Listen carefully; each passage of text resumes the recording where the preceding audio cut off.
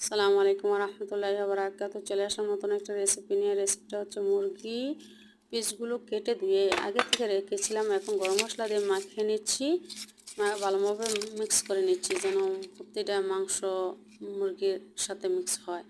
এই কারণে মেখে নিলাম। এখন মাখা হয়ে গেছে, এখন পেঁয়াজ, কাঁচামরিচ, টমেটো এগুলো দিয়ে দিলাম, আবার একটু এটার সাথে মিক্স করা, তাহলে ভাজা হলে এটার সাথে খেতে অনেক টেস্ট হবে। দিয়ে দিলাম, আগে থেকে তেলটা দিয়ে রাখছিলাম, তারপর মুরগিটা দিয়ে দিলাম। মুরগিটা ভাজা হচ্ছে, তার সাথে একটু কাঁচা সবজি দিয়ে দিলাম।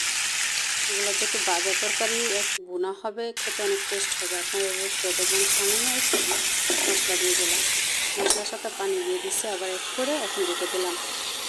10-15 মিনিটে হয়ে যাবে রান্না। এখন আমি আবার কিছুক্ষণ পরে এসে দেখলাম, এখন মাশাআল্লাহ হয়ে গেছে পুরোপুরি, এখন খাওয়ার উপযুক্ত, এখন খেতে পারবো। এখন তারপর আমি একটু ডেকে দেব, উল্টে ডেকে দেবো, তাহলে খেতে অনেক সুস্বাদু হবে, ভাজা ভাজা হবে।